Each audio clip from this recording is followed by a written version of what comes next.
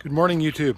I wanted to make a response video to Kizzume Fowler on a couple of videos that he uploaded recently, and just sort of give him my 2 cents. He was asking to sort of be disavowed of some opinions that he has, I guess, and I'm not really here to do that. I'll try to find a spot where I'm not getting too much glare.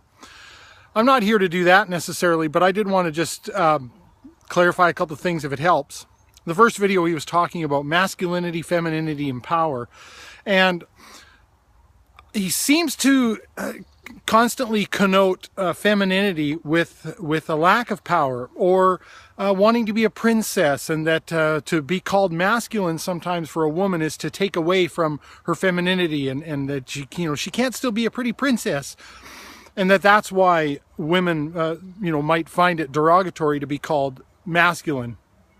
And I think it's a false dichotomy to talk about, you can be feminine or you can be powerful. Our culture, for a while maybe has seemed like that. But other cultures and other points in time, the females were very powerful, sometimes more powerful than the males, in terms of emotional, mental power, not necessarily physical strength. Although I think even in some cultures that might have been the case. So I think that's false. I think women can be powerful by nature.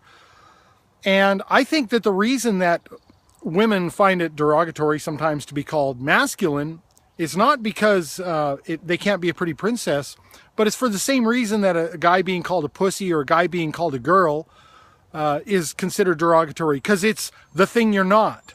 You're being called something you're not. And I think that's the root of why that's derogatory. I don't think men find women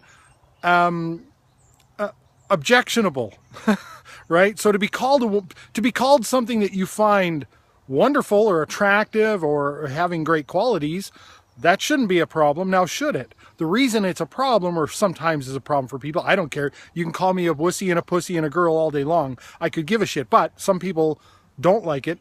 It's because it's something you're not. And the same for women, I think. The reason that some find it objectionable to be called masculine is because it's something they're not. And it illuminates kind of that false dichotomy. In other words, to call you masculine is to say that to be female is to be weak, right? So if you're a strong woman, that means you're actually not a woman anymore. And I think that's a load of crap. The other thing that I find a problem with that sort of line of reasoning is that it seems to nullify the individual. And I wish we could have a discussion about individuality. I am fiercely individual. There are masculine sides to me. There are feminine sides to me. I embrace them all. Hopefully Kizzume will find that good.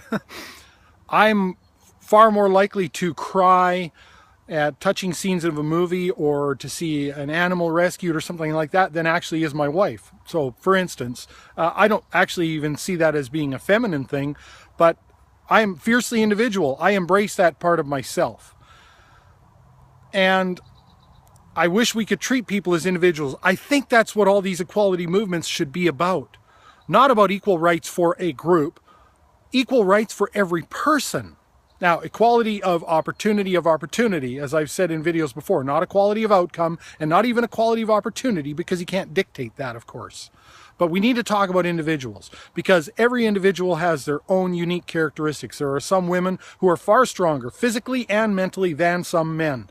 So why should they be part of this particular demographic necessarily, when they in some ways step outside of that, the say bell curve of that demographic, right? Individuality all day long. That's what I'm preaching.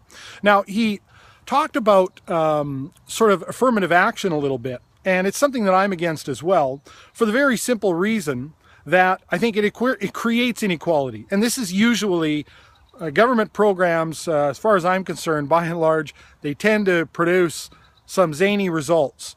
Maybe with good intentions at the beginning, but they produce skewed results generally. And this is one example of that. In an effort to create equality, we create inequality. And, it totally takes a meritocracy and just flushes it down the toilet, right?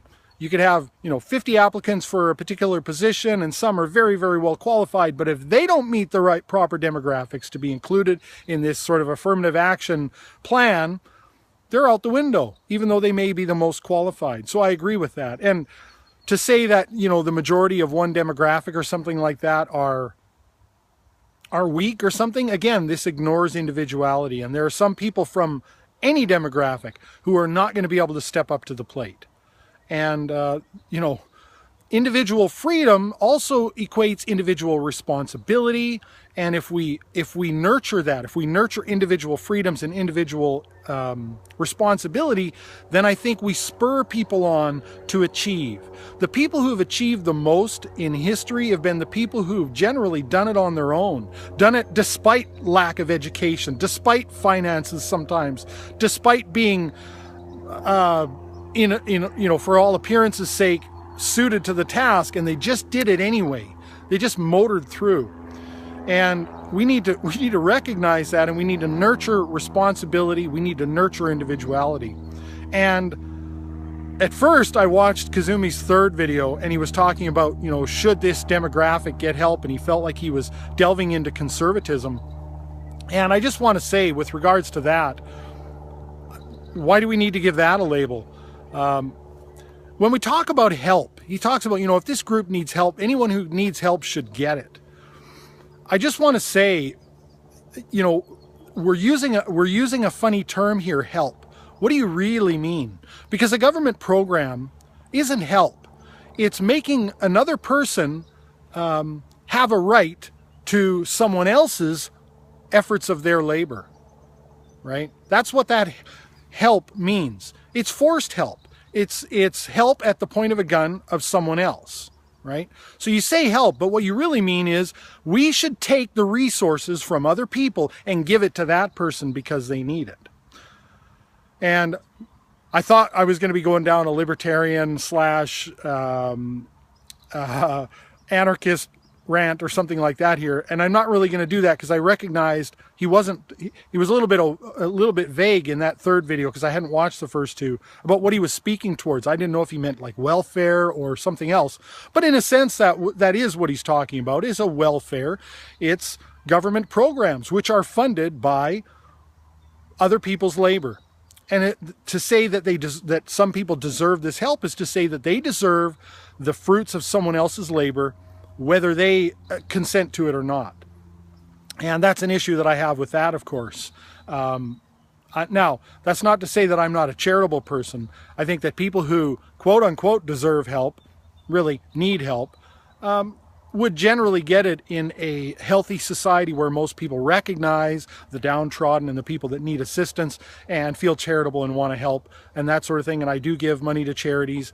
And so, not to mention, quite a bit involuntarily as well. And I thought that was the path I was going to be going down, but apparently not. So anyway, I hope that helps a little bit, Kizzume. And if not, let me know. I'd be happy to sort of follow up with that. But like I said, individuality all day long. Thanks for watching.